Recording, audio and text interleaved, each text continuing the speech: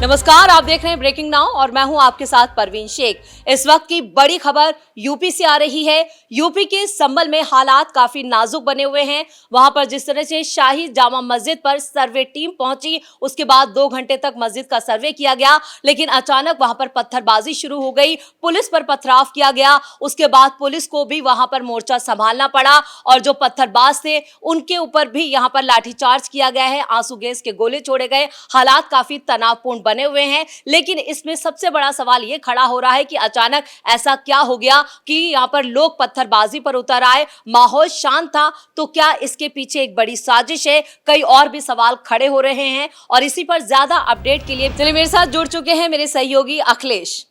अखिलेश, क्या है अपडेट? देखा जाए तो संभल में जिस जामा शाही मस्जिद की बात हो रही है, उस शाही मस्जिद पर आज ये फैसला नहीं आया या अचानक से ये कार्रवाई नहीं की जा रही है। जो सर्वे टीम पहुंची थी सुबह 6 बजे जब पहुंची है, तभी से ये बवाल शुरू हो गया और पूरी प्लानिंग के तहत अभी कल सभी के सामने यूपी उपचुनाव का रिजल्ट आया। 9 में से 7 सीटों पर भाजपा ने जीत हासिल की। भाजपा के सहयोगी साथियों ने, यानी कि एक आरएलडी और 6 भाजपा ने जीती। इसके साथ ही जब जैसे ही परिणाम आए तो उसके बाद अखिलेश यादव लगातार बयानबाजी भी करने लगे। उसके बारे में हम लोग बाद में बताएंगे। लेकिन जब शाही जामा मस्जिद की जहां बात हो रही है, जहां 19 तारीख को, अभी पिछले हफ्ते मंगलवार को, जब कोर्ट में यह मामला दाखिल कराया गया था, याचिका दाखिल कराई गई थी कि जो ये शाही जामा मस्जिद है, जिसके लिए ये देख रही हैं कि आप किस तरीके से पथराव लगातार हो रहे हैं, पुलिस वालों के ऊपर पथराव किया जा रहा है।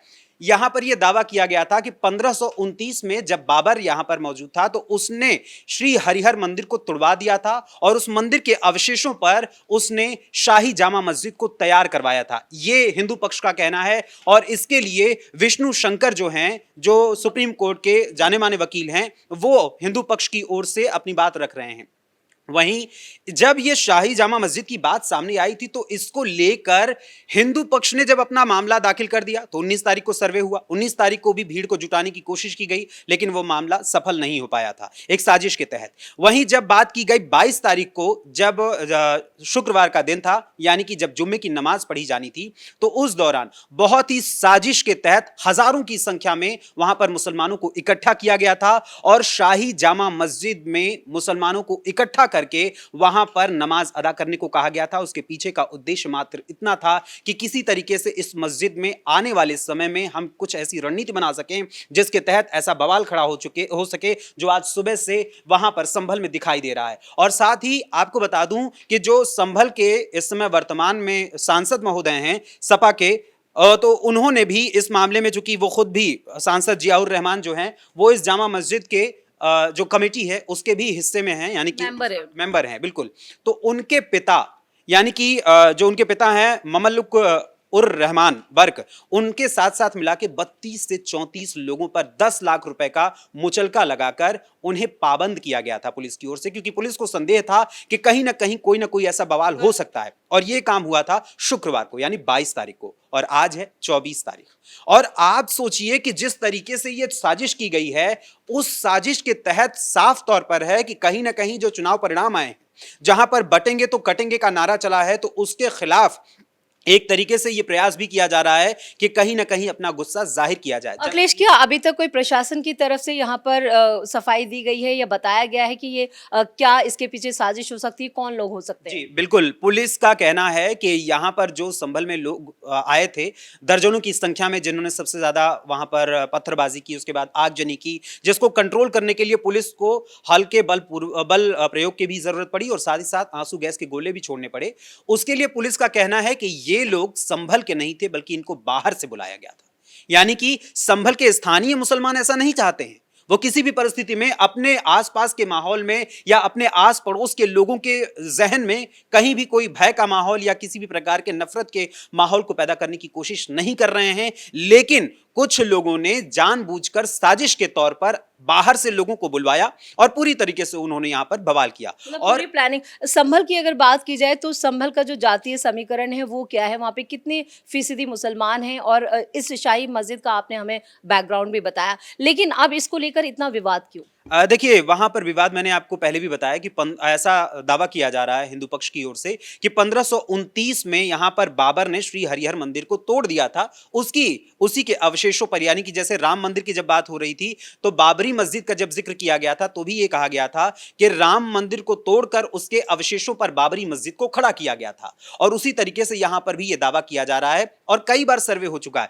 और अभी जियाउर रहमान ने 3 दिन पहले एक बयान दिया मीडिया के सामने कि जो कोर्ट से आदेश मिला है हम उस कोर्ट का सम्मान करते हैं, उस आदेश का सम्मान करते हैं और सर्वे कराया जाएगा। लेकिन जब सर्वे कराने की बात खुद जियाउर रहमान कर रहे हैं तो आखिर पुलिस को ऐसा कदम क्यों उठाने की जरूरत पड़ी कि जियाउर रहमान के पिता को ही या उनके साथ अन्य 34 लोगों को भी पाबंद करना पड़ा है, उनके ऊपर 10 लाख का मुचलका लगाना पड़ा है। इसका मतलब कहीं ना कहीं ऐसे लोग उसमें शामिल हैं।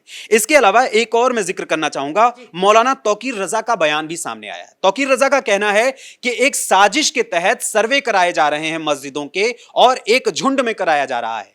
क्या मस्जिदों के सर्वे हो रहे हैं तो अन्य स्थानों के भी सर्वे नहीं होने चाहिए? ऐसा तौकीर रजा ने प्रश्न उठाया है। तो भाई तौकीर रजा साहब, अगर आपको यह लगता है कि और भी जगहों के सर्वे कराए जाने चाहिए तो अदालत के दरवाजे तो आपके लिए भी खुले हुए हैं। आप भी जाकर अदालत का दरवाजा खटखटाइए और अपनी याचिका डालिए कि भाई यहां का सर्वे कराया जाए, जिस भी जगह का आपको करना है।